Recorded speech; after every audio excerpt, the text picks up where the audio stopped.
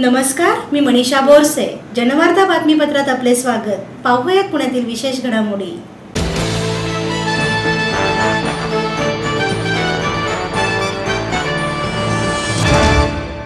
सोनिया गांधी यांच्या वाढदिवसानिमित्त कार्यकर्ता मेळाव्यात माजी मुख्यमंत्री नारायण राणे यांनी काँग्रेसच्या कार्यकर्त्यांना मार्गदर्शन केले. राज्यातील सरकार 100% फेल आहे असे असताना विधिमंडळातील नेत्यांनी आक्रमक व्हावे असे सांगण्याची वेळ काँग्रेस अध्यक्षा सोनिया गांधी यांच्यावर येते. अशा शब्दात माजी मुख्यमंत्री नारायण राणे यांनी शुक्रवारी काँग्रेसच्या नेत्यांना घरचा आहेर दिला. नेत्यांनी कर्तृत्व दाखवलं, परंतु आपण कर्तृत्व दाखवण्यात कमी पडलो, म्हणून आज ही परिस्थिती आपल्यावर आली. त्यांचे आत्मपरीक्षण करण्याची वेळ आली आहे असे राणे यांनी नमूद केले. सोनिया गांधी यांच्या वाढदिवसानिमित्त आयोजित कार्यकर्ता मेळाव्यात राणे बोलत होते. यावेळी माजी आमदार मोहन जोशी, उल्हास पवार, रमेश बागवे, चंद्रकांत छाजेड, PMTचे माजी अध्यक्ष चंद्रशेखर कपोते यांच्यासह आदी कार्यकर्ते उपस्थित होते. नाव न घेता पक्षातील नेत्यांवरही त्यांनी यावेळी टीका केली. पदे मागताना सोनिया गांधी सांगतात तेव्हाच मागतात का? पदे घेतात त्यावर पक्षासाठी काम करायला हवे याचाही विचार केला पाहिजे. खरी निष्ठा ही तपासत येत नाही, ती दाखवावी लागते. निवडणूक आली की गटबाजी दिसते. काँग्रेसमध्ये येऊन मला 10 वर्षे झाली, तरी कोण कोणत्या गटात आहे हे मला अजून कळतच नाही. हे संपवा. पक्षात एक नेता आणि एक गट, तो म्हणजे सोनिया गांधींचा. विरोधकांशी लढण्याची एकनिष्ठ व्हावं लागेल असंही त्यांनी यावेळी सांगितलं. मीडियाला बोलतात आणि बोलतात कुठे काय आहे? महागाई आहे, बेकारी वाढते आहे, कारखानदारी कुठे, गुंतवणूक काय आहे? आणि म्हणून एवढे विषय आहेत. डाळ तर म्हणूच नका, डाळ फक्त बापटाने त्यांच्याच विभागात वाटली, बाहेर गेलीच नाही गेली. अहो, डाळ अजून घरात आली नाही, ती शिजेल कशी एवढा हा प्रश्न. काय झालंय बापटानं कळत नाही मला. मग आश्चर्य वाटलं हो. घोटाळे किती हो. आमच्या वेळेला काय हजारात आणि शेकड्याच्या आतच होते, आता यांचे लाखात. आणि आमच्याकडे त्यावेळेला आरोप झाला, दवंडी गल्लोगल्ली पिटायचे हो, आणि त्याला पत्रकार साथ करायचे. आमच्या किती नेत्यांना पदावरून जावं लागलं हो. कलमाडी साहेब काय, आमचा अशोक चव्हाण काय. काँग्रेसने कोणाला पाठीशी घातलं नाही, त्याला पदावर दूर केलं, चौकशी चालू आहे. पण आता काय, आता तर धमालच आहे हो. विनोद तावडे मुंबई युनिव्हर्सिटीमध्ये एवढ्याप्रमाणे खोटे दाखले द्यायचं काम चाललंय. एका विद्यार्थ्याला पकडलं, पोलिसांनी स्टेटमेंटला बोलवलं. त्याला बोललं तू हे दाखला आणलास कुठून आणि तू हे का करतोयस? तो म्हणा साहेब मी खोटा दाखला दिला, तुम्ही मला आता माझी मुलं हे घेताय, माझी माहिती घेता तुम्ही. पण ते विनोद तावडेने बी इलेक्ट्रॉनिक लिहिलं, त्या 10वी पास नाही, त्यांचं तुम्ही काय नाही करत? बरं ते काय करत नाही, आपण तरी कुठे काय करतो? टाळ्या मारण्यापलीकडे आपणही काय करत? सांगा मला. तो पुण्यात येतो, का नाही गेला? अहो तुम्ही खोटी दाखले दिले. काही विद्यार्थी आमचे उदाहरण तुमची देतायत, तुम्ही पहिला राजीनामा द्या. का नाही घेराव घालत? काय करतील पोलीस? लोकशाहीत घेराव घालणं गुन्हा नाहीये, असली तर केस घेतील 68, 69 करून बाहेर. काव बागे बरोबर ना? काय येतात आम्ही आंदोलन करायला का? दिल्लीला सोनिया गांधींनी सांगायला पाहिजे आंदोलन करा, अमुक करा. पद पाहिजे असताना सोनिया गांधी सांगतात काय, उठ उठ पद माग. तेव्हा कशी झटकन उठल्यावर. त्यामुळे आज एवढे विषय आहेत. सोनिया गांधींना जर खरंच तुम्हाला प्रेम असेल आणि त्यांना दीर्घ आयुष्य लाभो अशी शुभेच्छा द्यायची असेल, कार्यरूपाने द्या. कार्यरूपाने, काम रूपाने द्या, सेवेच्या रूपाने द्या. सेवा लोकांची करा, कार्य लोकांचं करा. नाव लौकिक काँग्रेसला मिळवून द्या आणि विश्वासार्थ काँग्रेसची प्राप्त होऊ द्या. येणाऱ्या निवडणुकीत तुम्हीच सर्व काय सत्तेचे मानकरी असाल, असं काहीतरी करावं, असं काहीतरी करा.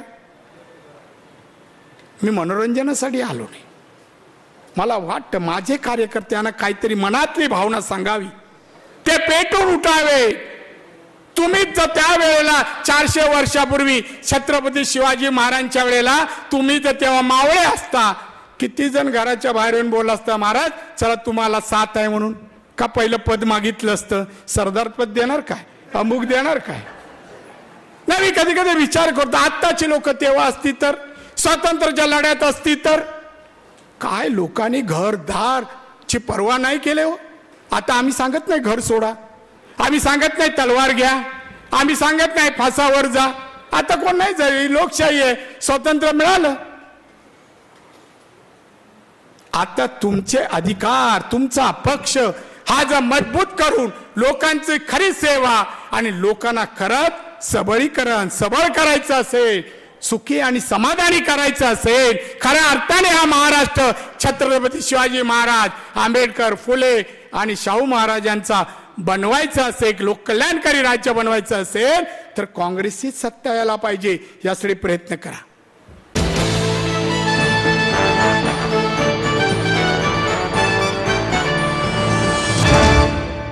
तूरडाळ प्रकरणात 4 कोटी रुपयांचा भ्रष्टाचार झाला असून अन्न व नागरी पुरवठा मंत्री गिरीश बापट यांनी राजीनामा द्यावा असा आरोप विरोधी पक्षनेता रामकृष्ण विखे पाटील यांनी केला. तूरडाळ प्रकरणात 4,000 कोटी रुपयांचा भ्रष्टाचार झाल्याचा आरोप विरोधी पक्षनेते राधाकृष्ण विखे पाटील यांनी केला आहे. या प्रकरणाचे संपूर्ण पुरावे आपल्याकडे असून विधानसभेत या विरोधात आवाज उठवण्यात येईल. डाळीच्या भ्रष्टाचार प्रकरणात अन्न व नागरी पुरवठा मंत्री गिरीश बापट यांना राजीनामा द्यावा लागेल असे त्यांनी यावेळी स्पष्ट केलं. माजी आमदार मोहन जोशी यांनी आयोजित केलेल्या कार्यकर्ता शिबिरात विखे पाटील बोलत होते.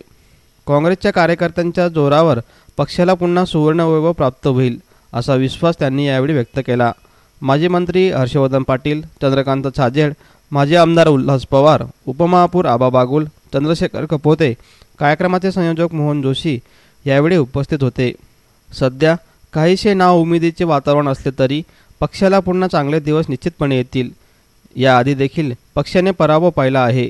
1977च्या मोठ्या पराभवानंतर 1980 साली पक्षाने देदीप्यमान यश मिळवले आहे. त्यामुळे कार्यकर्त्यांनी नाउमेद न होता पक्षाच्या कामाला वाहून घेतलं पाहिजे. परंतु कार्यकर्त्यांच्या या सगळ्या सरकारच्या निष्क्रियतेबद्दल राज्य सरकारची निष्क्रियता रोज समोर येते. हे भरकटलेलं जहाज आहे, महाराष्ट्रात काम करणारं सरकार जे आहे भरकटलेलं आहे. केंद्राची तीच परिस्थिती आहे. मी आता मगाशी फोन घेतो मुख्यमंत्र्यांना, मी फोन करत होतो की मला पुण्याची लोक सकाळी भेटली, काही मुलं, पालकांची मुलं ते IIT ला आहेत चेन्नईला, आणि ती पुराणे भेटलेली आणि IITची लोक अजून सुट्टी देत नाही, चिंतेत आहेत पालक. मला म्हटले काहीतरी करा. मी आता यांनाच फोन करत होतो की सांगा ते एकदा मुख्यमंत्र्यांशी बोला चेन्नईला, अजून म्हणजे ते मुलं बुडाल्यानंतर तुम्ही त्या IITला सुट्टी देणार का? आणि म्हटलं आता राज्य सरकारने अजून हेल्पलाईन सुरू केली नाही.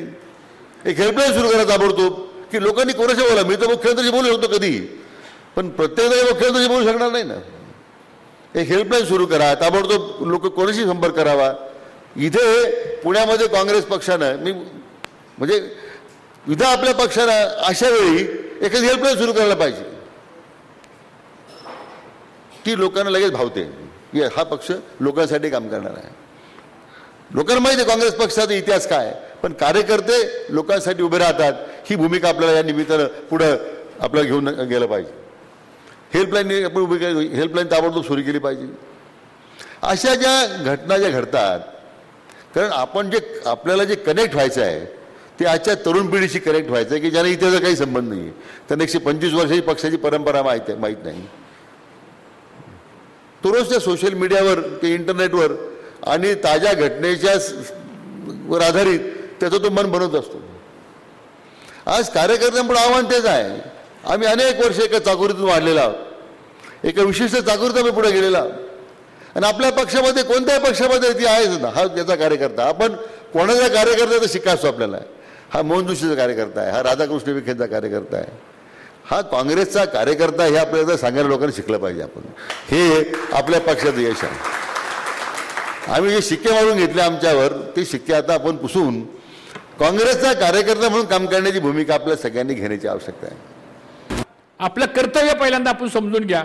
आणि मला असं वाटतं कर्तव्य एकदा समजलं की मग मात्र सेवा पुढं आपण व्यवस्थित करू शकतो.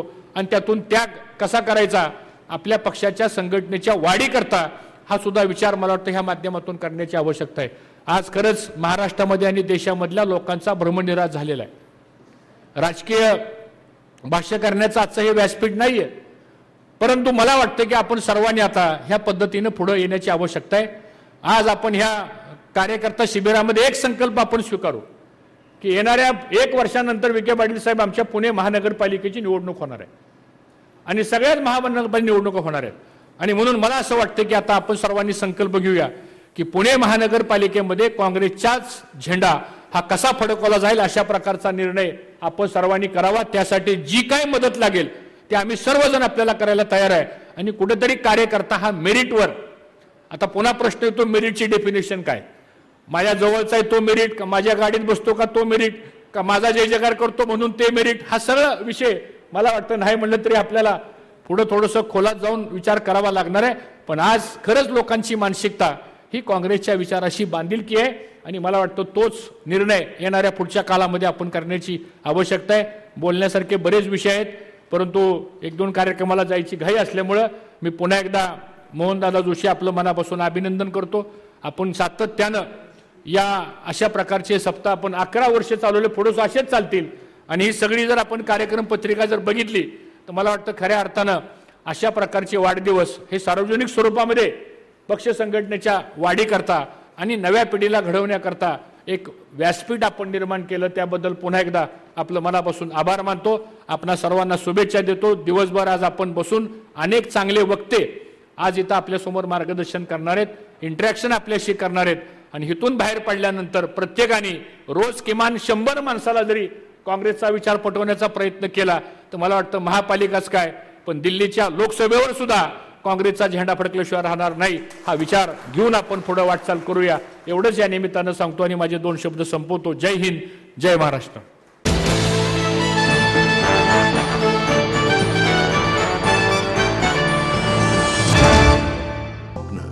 आपलं मन, आपलं स्वतःचं घर हेच खरं धन. समृद्ध जीवन पार्क सादर करत आहे 140 फ्लॅट्सची एक प्रशस्त गृह योजना. कात्रज कोंढवा रोडवर बिबवेवाडीपासून फक्त 2 किलोमीटर अंतरावर आपल्या आर्थिक गणितात बसणारे 1 व 2 BHK फ्लॅट्स. तब्बल 3 मजली पार्किंग सह ऐस गार्डन, क्लब हाऊस आणि इतर सुविधांनी सुसज्ज.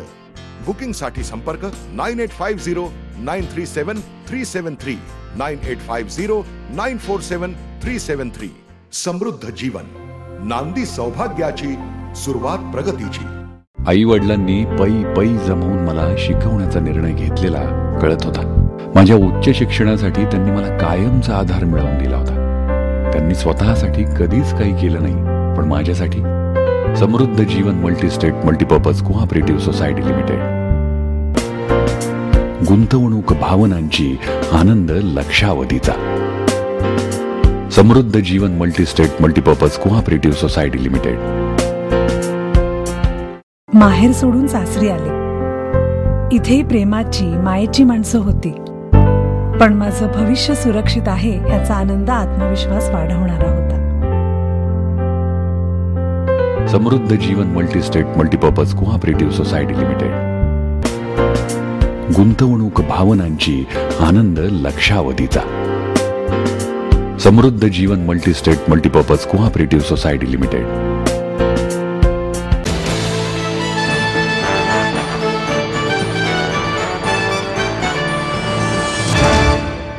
सवई गंधर्व भीमसेन महोत्सवाच्या तिकिटावरील रकमेतून सेवा कर शासनाने घेऊ नये अशी मागणी प्रसारक मंडळाच्या आयोजकांनी केली आहे. केंद्र सरकारच्या सेवा कराचा फटका सवई गंधर्व भीमसेन महोत्सवाला बसणार असून 500 रुपयांच्या तिकिटावरील रकमेतून 15% सेवा कर केंद्र सरकारला द्यावा लागणार आहे. शास्त्रीय संगीताच्या कार्यक्रमाला सूट मिळावी अशी विनंती केंद्र सरकारला संयोजकांनी केली आहे. सवाई गंधर्व भीमसेन महोत्सव हा पुणेकरांचा हक्काचा कार्यक्रम आहे. या कार्यक्रमाच्या तिकिटांसाठी तिकीट दर खिडकीवर रांग लागत असते. यावर्षी हा महोत्सव 10 डिसेंबर ते 13 डिसेंबरपर्यंत होणार आहे. राज्यातून आणि राज्याच्या बाहेरून अनेक शास्त्रीय संगीतप्रेमी या महोत्सवासाठी येत असतात.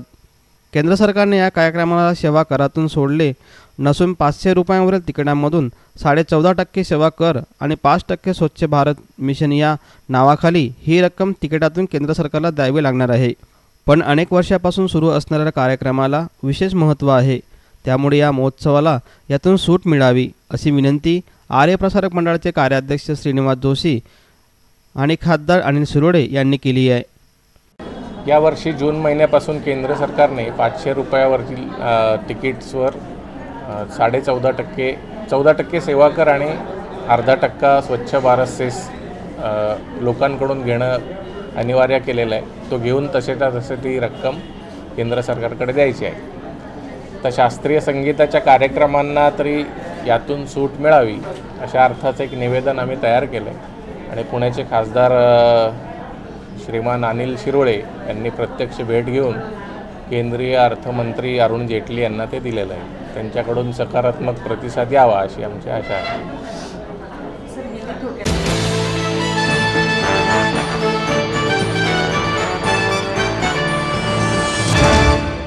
महावीर जैन विद्यालयाच्या परिसरातील सदाबहार देवानंद उद्यानाचे उद्घाटन देवानंद यांचे चिरंजीव सुनील आनंद यांच्या हस्ते करण्यात आले.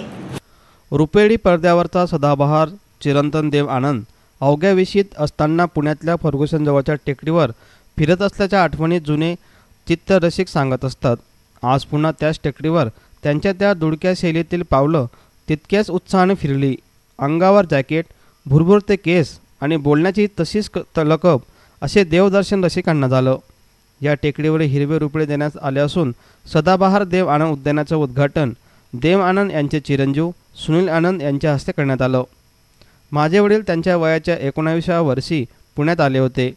इथेच त्यांच्या अभिनय कारकिर्दीला सुरुवात झाली. 3 वर्षे पुण्यात त्यांचे वास्तव्य असून लकी, गुड लक ही त्यांची आवडती हॉटेल्स होती. अभिनेते श्रीराम लागू, गजानन जहागीरदार त्यांच्याबाबत त्यांच्या दोस्ती झाली होती. दिग्दर्शक गुरुदत्त आणि माझे वडील पुण्यात असताना सायकलीवरून फिरत असत. टेकडीवरही फिरायला जात असत. हम एक है ह्या त्यांच्या पहिल्या चित्रपटाचे निर्मातेही पुण्याचे आहेत. वडिलांसोबत मला कान्स फिल्म फेस्टिवलमध्ये रेड कार्पेटवरून वॉक करायला मिळालं. तो माझ्या आयुष्यातील अविस्मरणीय क्षण होता असेही त्यांनी यावेळी म्हणाले. भ्रूण महाराष्ट्र वाणिज्य महाविद्यालयाच्या शेजारी असलेल्या महावीर जैन विद्यालयाच्या परिसरात 2.5 एकरमध्ये हे उद्यान उभारण्यात आलं आहे अशी माहिती संस्थेचे सचिव युवराज शहा यांनी यावेळी दिली. कार्यक्रमाप्रसंगी विद्यार्थी आणि संस्थेचे पदाधिकारी उपस्थित होते. बढ़िया तरीके से इस प्रोग्राम को ऑर्गेनाइज़ किया है और मुझे बहुत खुशी हुई कि यहाँ पे बहुत इतिहास है और यहाँ पे बहुत महान लोग आए हैं और उन्हें तपस्या की है यहाँ पे और उन्हें सोचा है और फ्यूचर के बारे में सोचा है, इस देश के फ्यूचर के बारे में सोचा है और उनकी सोच से ये देश आगे बढ़ा है. सिर्फ कलाकार ही नहीं, सिर्फ मेरे पिताजी द लेजेंडरी देवानंद जी ही नहीं, बल्कि गुरुदत्त जी भी और जिनको डैड ने पहला ब्रेक दिया था और बड़े बड़े पॉलिटिशियंस, तिलक जी, महान लीडर्स, वर्ल्ड के लीडर्स, हमारे देश के लीडर्स. और मैं आप सबका बहुत शुक्रगुजार हूँ कि आपने मुझे इनवाइट किया और ये बहुत खूबसूरत गार्डन मेरे डैड के नाम नेम किया है. आप कुछ मैसेज दे सकते हैं? मैसेज मैं यही दे सकता हूँ कि डैड हमेशा मुझे कहते थे कि कभी पीछे मत देखो, आगे ही बढ़ते जाओ, और ये उनकी ज़िंदगी की फ़िलासफ़ी थी और वो आगे ही बढ़ते गए कर्मयोगी की तरह. और वो चाहते थे कि ये देश आगे ही बढ़ता जाए और इस देश के नौजवान आगे बढ़ते जाएं और आगे की तरफ देखते जाएं, हमेशा पीछे नहीं देखें, मुड़ के, और प्रोग्रेसिव हों. और मेरे ख्याल से अभी हमारा देश प्रोग्रेसिव होता जा रहा है. युवराज जी बहुत प्रोग्रेसिव हैं. कहलवाइए. हाथों से ये गार्डन का हम लोकार्पण कर रहे हैं. मेरे ख्याल से ये पहले टाइप का गार्डन होगा पुणे शहर में कि heart of the Deccan Gymkhana इतना पहाड़ी पर बनाया हुआ गार्डन. और जैसे कि अभी सुनील जी ने कहा कि इसका एक इतिहास है इस फर्ग्यूसन टेकड़ी को, और सबसे ज़्यादा इतिहास इससे रिलेटेड है कि हमारे यहाँ पर एक्टिविटी चलती है थिएटर रिलेटेड. स्वतंत्र थिएटर नाम का हमारा खुद का थिएटर है प्रोडक्शनों से, और काफ़ी शूटिंग्स इस एरिया में हुई है. मराठी फिल्मों की तो बहुत ही हुई है, 2 हिंदी फिल्में भी बनी है. देवानंद जी यहाँ पर बैठा करते थे. देवानंद जी और गुरुदत्त की दोस्ती पूरे पुणे शहर को मालूम है वो जमाने में. और जब प्रभात फिल्म कंपनी में उन्होंने जो पहली फिल्म बनाई तभी, तो हम चाहते हैं कि एक गार्डन सदाबहार प्रसन्नता जो उसमें आती है वो तो इसके ये गार्डन के लिए सबसे अच्छा नाम हमारे लिए देवानंद जी रहा था. किती मजेशीर आहे ना, किती सुरेख आहे पुण्याची सांस्कृतिक आणि शैक्षणिक जो सगळा इतिहास आहे तो फार सुरेख आहे. आणि या टेकडीवरती त्यांनी बसावं आणि याच टेकडीवरती गार्डन स्वरूपात काहीतरी निर्माण व्हावं आणि त्याचं नाव एव्हरग्रीन देवानंद असं व्हावं, यापेक्षा मोठी गोष्ट कुठली असू शकत नाही. युवराज शहांचं खूप खूप अभिनंदन, कारण टेकडीवरती गार्डन निर्माण करणे ही एक फार भन्नाट कल्पना आहे. आणि हा फक्त, आणि जसं ते म्हणाले की पुण्यामध्ये फार एक्सपेरिमेंटेशन होतं, म्हणजे थिएटरसाठी असेल, फिल्मसाठी असेल, पेंटिंग्स, आर्ट, त्याच प्रकारचं हे आपण natural experimentation, experimentation with nature असं म्हणूयात. आणि ते एक्सपेरिमेंटेशन करणारा हा भन्नाट युवराज शहा आणि या सगळ्या प्रकल्पाचं कौतुक करायला आलेले सुनील आनंद किंवा सचिन सावंत जी असतील, तर सगळ्या या समारंभाला फारच एक सुरेख असं काय म्हणूयात स्वरूप लाभलेलं आहे. त्यामुळे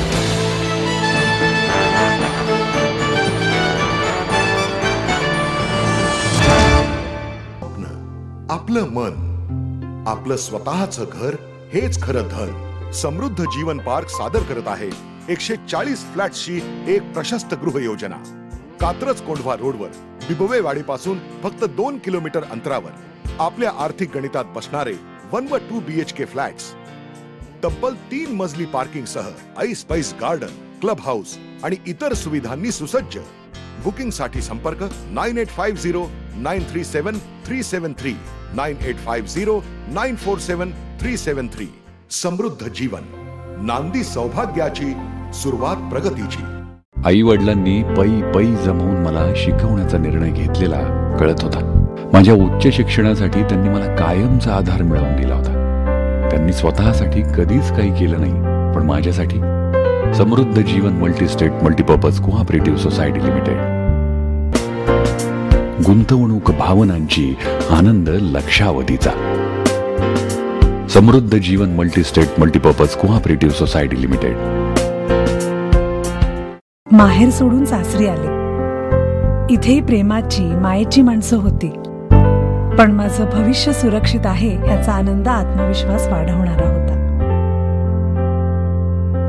समृद्ध Jeevan multistate multipurpose cooperative society limited. गुंतवणूक भावनांची, आनंद लक्षावधीचा. Samruddha Jeevan multistate multipurpose cooperative society limited.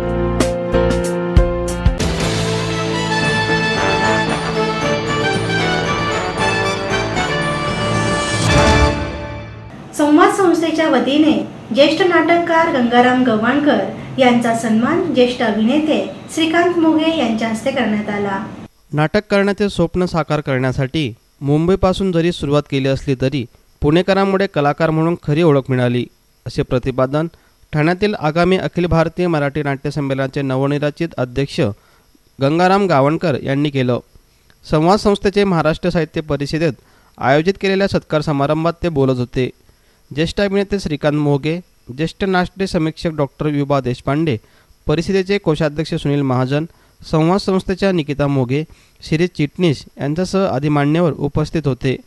यावेळी गव्हाणकर म्हणाले की मुंबईत नाटकाचे कित्येक प्रयोग व्हायचे, परंतु प्रेक्षकांच्या तितका प्रतिसाद मिळत नव्हता, म्हणून पुणे शहराची निवड केली. या शहरात दोघी या मालवणी नाटकाला पहिला प्रयोग केला. त्यावेळी पहिल्याच रांगेत पु ल देशपांडे यांच्यासारखे मोठे व्यक्तिमत्व माझ्यासमोर बसले होते, असंही त्यांनी यावेळी सांगितलं. मला मुंबईला कारण थोडी शिक्षणाची सोय नव्हती, 7वीच्या पुढे शाळा नव्हती, होती ती जैतापूरला 12 महिने चालायला जगायचं, ती ऐकत नव्हती. 4.5 खंडीचा 4.5 हेक्टरचा मालक गोट गव्हाणकर मानकरी, ती 4.5 हेक्टर. परंतु मुंबईत आल्यानंतर 4 वर्षभर मला 4 भिंती माहीत नव्हत्या, कारण वडिलांनी काही घेऊनच ठेवलं नव्हतं. आणि मी जेव्हा वडिलांना भेटायला होतो, माझी आत्या वडिलांकडून गेली, ती कुठे होतं, एक रेल्वेला स्मशानभूमी आहे शिवडी, त्याच्या बाजूला सार्वजनिक संडास, भेंडीचं झाड, आणि माझी सख्खी आत्या वडिलांची सख्खी बहीण जेव्हा घेऊन आली तिकडे वडिलांना बघण्यासाठी, तेव्हा अशी 4-5 माणसं बसलेली होती. त्यात माझे वडील कोणाला माहिती नाही, कारण 12 वर्षात वडिलांनी पाहिलंच नव्हतं. 5 वर्षाचं असताना मी आलो तेव्हा. तर माझ्या आत्याला विचारले, माझं इथून बापूस काय, म्हणजे माझे वडील कुठे याच्यामध्ये. तर माझ्या आत्याने म्हणजे त्यांच्या सख्या बहिणीने सांगितलं, हो काळोसर दिसता ना मिशी आलो, हो तुझं बापूस. आणि त्यानंतर माझ्या वडिलांनी सख्या वडिलांचा प्रश्न विचारला की मेहमान कोण. माझे वडील बहिणीला म्हणजे मेहमान कोण, पाहुणा कोण आहे विचारत होते. तर म्हणाले हा तुझा गंगाराम. बाबाने माझ्या काय अरे इसको इधर क्यों लेके गया, मेरा रहने का ठिकाना नहीं, इसको लेके जाओ. वो 12 वर्षांनी भेटलेला एकुलता एक माझा नवसा साहेब झाला. कारण मी लग्न झाल्यानंतर 12 वर्ष बोलत नव्हतो, मी झालो नवसा साहेबचा. तर एखादा बाप जर कोणी असतं त्याने कवटाळून मोठी मांडली होती, रडला असतो. पण काही नाही, वृक्ष अक्षरशः काही नाही, खडकासारखं इसको लेके जाऊ. मी म्हटलं नाही, मला शिकायचंच आहे, पुढे शिकायचं काय. ही कुठून ऊर्जा आली होती किंवा कुठून जी मला काय कल्पना नाही, पण मी म्हटलं शिकायचं. आणि मग शेवटी काय केलं, मी का मुद्दा मी सांगतो या पगडीचं महत्व काय. मी ते काय केलं की कुणी वडिलांना हिंदी मराठी येत नव्हती, कुठे मालवणीचं नाहीत नाही, पण एक चिंता कुठून तरी अशी ऊर्जा आलेली होती त्या मातीच्या, मालवणच्या मातीतून, कोकणाच्या मातीतून शिकायचं आपल्याला. काय येताना काय होते, एक हाफ चड्डी होती, एक शर्ट होतं. आणि गावातून येताना बरोबर मी नाटक आणलं त्या मालवणच्या मातीतून, मालवणच्या मातीतून, कोकणाच्या मातीतून सोबत नाटक आणलं होतं. ते नाटक आयुष्यभर मी जोपातच राहिलो. म्हणूनच ही कदाचित पुढे पगडी माझ्या याच्यावर चढलेली आहे.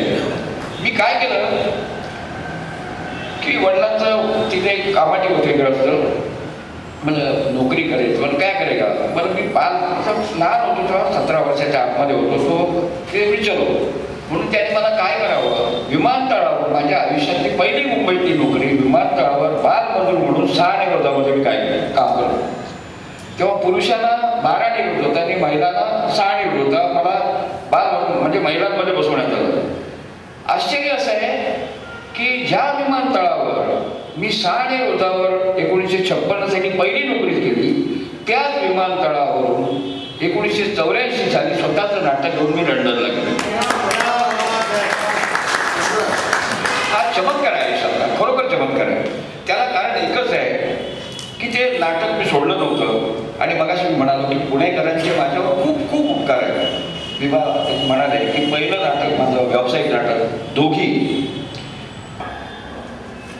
आणि कसं झालं की एकदा काय झालं होतं, या दोघीचा प्रयोग आशीर्वाद सदिच्छा माणसाच्या आयुष्याला किती उपयोगी पडण्याचं मूर्तिमंत उदाहरण आहे. दोघी निर्वाचित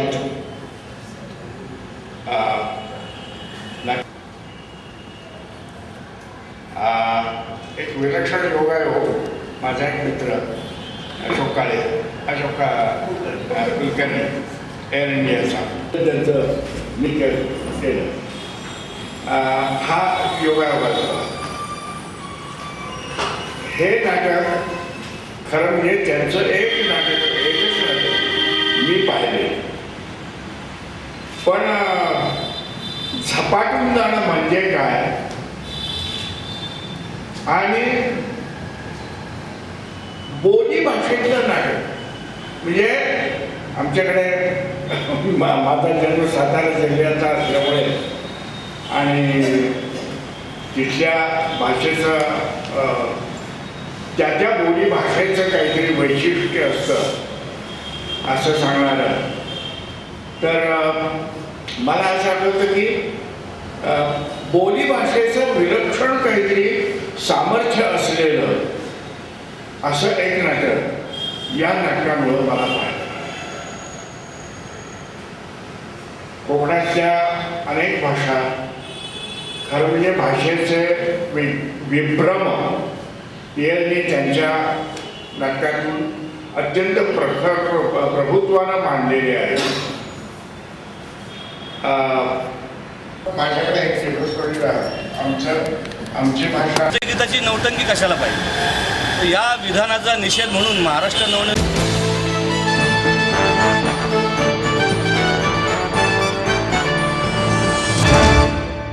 कुटुंबाचा छळ करणाऱ्या पतीचाच खुनाचा कट पत्नीने रचला. पत्नीसह 3 आरोपींना अटक केली, अशी माहिती पोलीस सह आयुक्त सुनील रामानंद यांनी दिली. मुलीचे भाडेकरूसोबत प्रेमसंबंध असल्याच्या रागातून कुटुंबाचा छळ करणाऱ्या पतीचाच खुनाचा कट पत्नीने रचला. तसेच पतीवर खुनी हल्ला झाल्यानंतर दरोड्याचा बनाव करणाऱ्या पत्नीसह 3 अटक केल्याची माहिती पोलीस सह आयुक्त सुनील रामानंद आणि गुन्हे शाखेचे उपायुक्त PR पाटील यांनी दिली. ही घटना चिंचोड परिसरातील वल्हारकर वाडे येथे 30 नोव्हेंबर रोजी रात्री घडली होती. त्यात मधुकर दाजी पाटील हे गंभीर जखमी झाले आहेत. त्यांनी दिलेल्या तक्रारीवरून पोलिसांनी 3 आरोपींना अटक केली. पत्नी मनीषा मधुकर पाटील, कुशल दीपक घस्ते, तेजस जगन्नाथ घाडगे अशी आरोपांची नावे आहेत. न्यायालयाने आरोपींना 8 डिसेंबरपर्यंत पोलीस कोठडी सुनावली आहे. तर मुख्य सूत्रधार निलेश भराडिया फरारी आहे. निलेश हा पाटील यांच्या घरी भाडेकरू होता. त्यावेळी त्याचे पाटील त्यांच्या मुलीशी प्रेम जोडले, परंतु या प्रेम प्रकरणास त्यांचा विरोध होता. त्यामुळे त्यांनी निलेशला 1 एप्रिल रोजी खोली सोडण्यास भाग पाडले. तसेच प्रेम प्रकरण सुरू ठेवल्यास बघून घेऊ अशी धमकी दिली. या प्रेम प्रकरणावरून त्यांनी कुटुंबाला वेठीस धरले होते. पतीच्या त्रासाला मनीषा कंटाळली होती. त्यामुळे मुलीचा प्रियकर निलेशच्या मदतीने पतीचा काटा काढण्याचे ठरवले. त्यासाठी निलेशने कुशल आणि तेजस यांना 1 लाख रुपयाची सुपारी दिली. घटनेनंतर आरोपींना काही रक्कम मुंबई येथील डाऊन बारमध्ये उडवल्याची घटना पोलिसांना दिली. घटनास्थळाची पाहणी केल्यानंतर पोलिसांना संशय आला. त्यानंतर सहाय्यक आयुक्त राजेंद्र जोशी, सतीश पाटील, मोहन विदाते यांच्या मार्गदर्शनाखाली देविदास भंडारी, नाशिर पटेल, संजय दळवी, अशोक आठवडे, किरण लांडगे, आशिफ पटेल, प्रतीक शितोडे यांच्यासह इतर कर्मचाऱ्यांनी आरोपींना अटक करण्यास मेहनत घेतली. ज्याच्यामध्ये घरामध्ये घुसून दरोडा आणि दरोडा करतेवेळी जबरी मारहाण आणि गंभीर स्वरूपाची दुखापत अशी हा रिपोर्ट आला होता. आणि अतिशय गंभीर स्वरूपाची घटना असल्यामुळे झोन 3चे उपायुक्त श्री तेली आणि क्राईम ब्रांचचे उपायुक्त श्री PR पाटील आणि त्यांच्या चमोनी याच्यामध्ये हा गुन्हा उघडकीस आणण्याकरिता, कारण अर्थातच हा सेन्सेशनल होता, खूप मेहनत घेतली, परिश्रम केले. आणि मला या ठिकाणी सांगण्यास आनंद होतो की हा गुन्हा उघडकीस आलेला असून 3 आरोपितांना आत्तापर्यंत अटक करण्यात आलेला आहे. याच्यामध्ये जे समोर आलेलं आहे ते थोडंसं आगळंवेगळंच आलेलं आहे की जिथे एकीकडे दरोडा रिपोर्ट करण्यात आला होता, तर या ठिकाणी घरातल्याच काही लोकांनी मारण्याची, त्या घरातील कर्त्या धर्त्या किंवा त्या मेल इसमाला मारण्याची सुपारी दिली होती.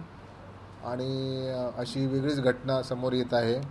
त्यामुळे हा दरोड्याचा प्रकार नसून याच्यामध्ये सुपारी देऊन अटेम्प्ट टू मर्डर म्हणजे जीवानी ठार मारण्याचा प्रयत्न झाला नसावा, परंतु या प्रकारची सुपारी दिलेली आहे. इथं एका रजनीगंधा हाऊसिंग सोसायटीमध्ये एका घरामध्ये घुसून मधुकर दाजी पाटील यांच्या घरामध्ये घुसून दरोडा टाकण्याचा प्रयत्न झाला आणि त्यांना त्याच्यामध्ये गंभीर दुखापत झाली.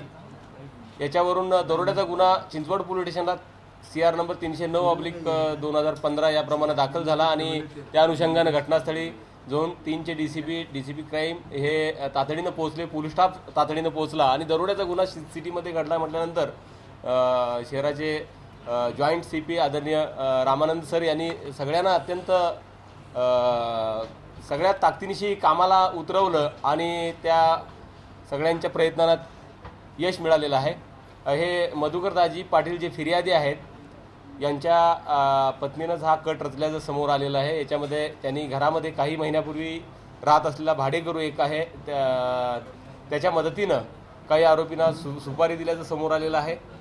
आणि त्यातल्या सुपारी दिलेल्या दोघांनी या 30/11च्या रात्री घरामध्ये दबा धरून मधुकर दाजी पाटील यांच्यावरती हल्ला करून त्यांच्यावरती गंभीर दुखापत त्यांना केलेली आहे. आणि दरोड्याचा बनाव या सगळ्या लोकांनी संगनमताने केल्यावरून ह्या सगळ्या लोकांना आपण अटक केलेलं आहे. त्यांची 8 तारखेपर्यंत पोलीस कस्टडी रिमांड घेण्यात आलेलं आहे. या संदर्भानं साधारणपणे 4.5 लाखाचे सोन्याचे दागिने गेल्याचं सुरुवातीला FIR मध्ये म्हटलं होतं, परंतु ही घटना घडल्यानंतर पोलीस अधिकारी जेव्हा घटनास्थळावरती गेले तेव्हा तिथला जो सीन ऑफ क्राईम होता तो थोडक्यात असा बनाव केल्याचं लक्षात आल्यावरून दुसऱ्या अँगलने हा तपास सुरू केला आणि त्या अनुषंगानं वेगळी माहिती समोर आली. झोन 3चे उपायुक्त, त्यानंतर क्राईम ब्रँचच्या टीम्स, विशेष करून दरोडा पथकाचे PI पिंगळे आणि युनिट 4चे लक्ष्मण बोराटे PI यांनी आपल्या टीम्स कामाला लावल्या आणि त्याच्यातून तातडीनं 2 आरोपींना अटक केली. आणि त्यांच्याकडून हा सगळा गुन्हा उघडकीला आल्यानंतर त्यांनी सांगितलं की फिर्यादीच्या पत्नीने त्यांना या संदर्भात प्लॅन करण्यास सांगून सुपारी दिली होती. या संदर्भाने अजून काही आरोपींचा शोध सुरू आहे आणि पुढचा तपास सुरू आहे.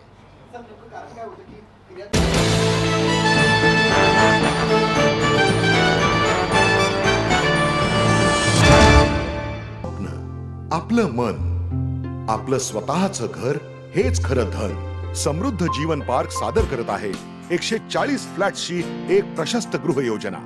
कात्रज कोंढवा रोडवर बिबवे वाडीपासून फक्त 2 किलोमीटर अंतरावर आपल्या आर्थिक गणितात बसणारे 1 व 2 BHK फ्लॅट्स.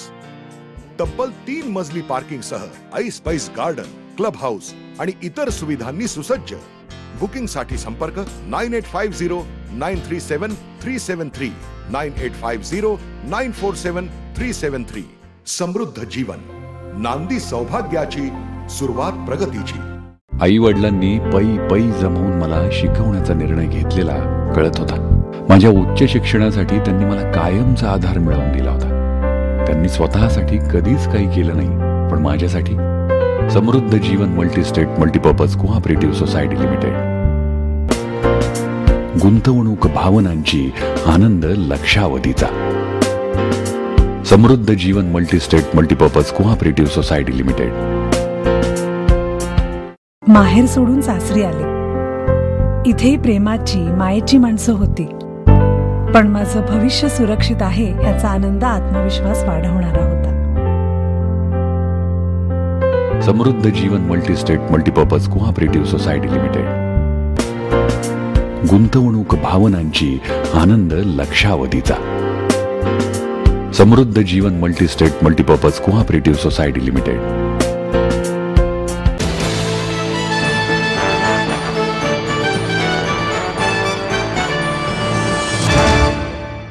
भारत मुक्ती मोर्चाच्या वतीने बाबासाहेब आंबेडकर जयंती आणि महात्मा गांधी स्मृती दिनानिमित्त मराठा ओबीसी मुस्लिम परिषद संपन्न झाली.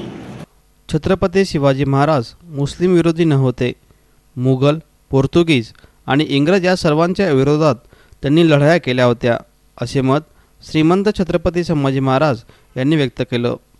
भारत मुक्ती मोर्चाच्या वतीने राज्यस्तरीय मराठा ओबीसी मुस्लिम परिषदेत बोलत होते. सज्जादा नशीन खानकाह ए नोमानियाचे मौलाना खलील रहमान सज्जाद नोमानी दामद बरकत अहम यावेळी उपस्थित होते. यावेळी मुक्ती मोर्चाचे राष्ट्रीय अध्यक्ष वामन मेश्राम अध्यक्षस्थानी होते. छत्रपती शिवाजी महाराजांनी तळागाळातील माळवाड्यांना एकत्र करून स्वराज्याची निर्मिती केली. बहुजनांच्या उद्धारासाठी शिवाजी महाराजांचे काम होते. ते काम पुढे शाहू महाराजांनी कृतीतून दाखवून दिले. सर्व जाती जमातीच्या लोकांना, मुलांनी एकत्र येऊन शिक्षण घ्यावे, त्यासाठी त्यांनी वसतिगृह सुरू केले. मौलाना बरकत अहम म्हणाले की देशात खोटा इतिहास शिकवला जात आहे. ज्यांनी हा इतिहास लिहिला त्यांच्यापासून सर्वांनी दूर राहिले पाहिजे. शिवाजी महाराजांच्या फौजेमध्ये कित्येक मुस्लिम सरदार होते, तसेच मुख्य पदावर देखील मुस्लिमांना स्थान देण्यात आले होते. ही बाब विसरता येणे शक्य नाही, असंही ते यावेळी म्हणाले. त्यांच्या परिषदेच्या माध्यमातून त्यांचा प्रयत्न आहे आणि खरोखरच हा महत्वाची बाब आहे. इतकी या वेगळ्या वेगळ्या जातीच्या माध्यमातून अनेक राजकारण, अनेक समाजकारण घडत चाललेलं आहे आणि या सगळ्यांना एकत्र आणून बहुजनाचं महत्व काय हे परिषदेच्या माध्यमातून समजून देण्याचा त्यांचा प्रयत्न. मला आपल्याला मुद्दाम सांगायचंय की आज आपल्याला या परिषदेतून दाखवावं लागतात, समजून सांगावं लागतात की आपण मुस्लिम समाज हा आपला समाज आहे, ओबीसी हा आपला समाज आहे, मराठा हा आपला समाज आहे, हा सर्व बहुजन समाज आहे. हे पूर्वी इतक्या प्रतिकूल परिस्थिती, करवीर संस्थांचा दौरा केला, आपल्या बहुजन समाजाच्या अडचणी काय समजून घेतल्या आणि त्यावेळी त्यांना लक्षात आलं की बहुजनांचा उद्धार करायचा असेल तर या सगळ्या बहुजन समाजाला एकत्र आणणं गरजेचं आहे. त्यांना शिक्षण हे सक्तीचं करायला पाहिजे, शिक्षण हे मोफत द्यायला पाहिजे, महिलांना हे शिक्षण देणं गरजेचं आहे. म्हणून पहिला प्रयोग तर उनका वचन है, बहुत सारे वचन उन्होंने लिखा है. वचन में कहे है उन्होंने, कन्नड़ वचन है विप्ररु कीड़ु जगवेल्लरियलो. विप्र का मतलब है ब्राह्मण और बसवण्णा के वचन में ज्यादा से ज्यादा विप्र शब्द का उन्होंने उपयोग किया है. विप्र का और एक अर्थ है विदेशी प्रस्तापित. विदेशी प्रस्तापित ये ब्राह्मण जो है दुनिया में सबसे ज्यादा नीच लोग हैं, उन्होंने उनका वचन में लिखा है. साथियों, क्या ये ब्राह्मण लोग विप्र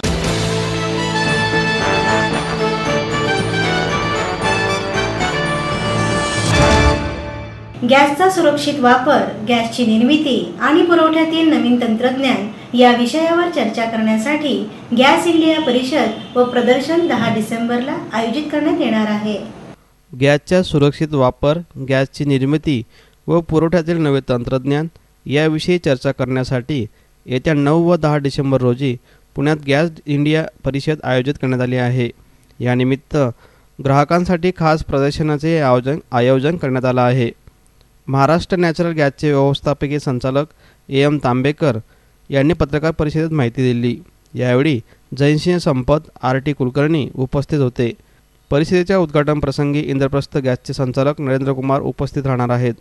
वर्ल्ड LPG फोरमच्या माध्यमातून पुण्यात LPG ट्रेनिंग अकॅडमी सुरू करण्याबाबतची अधिकृत घोषणा देखील यावेळी करण्यात येणार आहे. या परिषदेत गॅस व इंधन क्षेत्रातील विविध सरकारी आणि खाजगी कंपन्यांचे प्रतिनिधी सहभागी होतील. परिषदेत गॅस व इंधन विषयाशी संबंधित काही तांत्रिक शोध प्रबंधाचे सादरीकरण करण्यात येणार आहे. विविध प्रकारच्या गॅसचा वापर करणाऱ्या ग्राहकांसाठी खास प्रदर्शनाचे आयोजन देखील करण्यात येणार असल्याची माहिती यावेळी देण्यात आली. हयात हॉटेलमध्ये पुण्यात आम्ही एक कॉन्फरन्स आणि एक्झिबिशन ठेवलेलं आहे आणि तो गॅस इंडियाच्या नावाखाली आम्ही एक्झिबिशन आणि कॉन्फरन्स ऑर्गनाईज केलेलं आहे. गॅसबद्दल बऱ्याच लोकांना माहिती नाही आहे, तर ती माहिती इंडस्ट्रीचे टॉप शॉट्स येऊन बोलणार आहेत आणि त्या LPGचे टेक्निकल, नॅचरल गॅसचे टेक्निकल आणि इंडस्ट्रियल गॅसचे टेक्निकल सब्जेक्टवर लोक इन्फॉर्मेशन देणार आहेत आणि ती इंडस्ट्रीला हेल्पफुल होऊ म्हणून आम्हाला इंडस्ट्रीला इन्व्हाइट करायचं ह्या एक्झिबिशनसाठी आणि कॉन्फरन्ससाठी. ह्या कॉन्फरन्सचा जो थीम आहे तो igniting energy ideas through engineering excellence आहे आणि आम्हाला या एक्झिबिशनची आशा आहे का इंडस्ट्रीमध्ये बरेच लोक या एक्झिबिशन आणि कॉन्फरन्समध्ये भाग घेतील.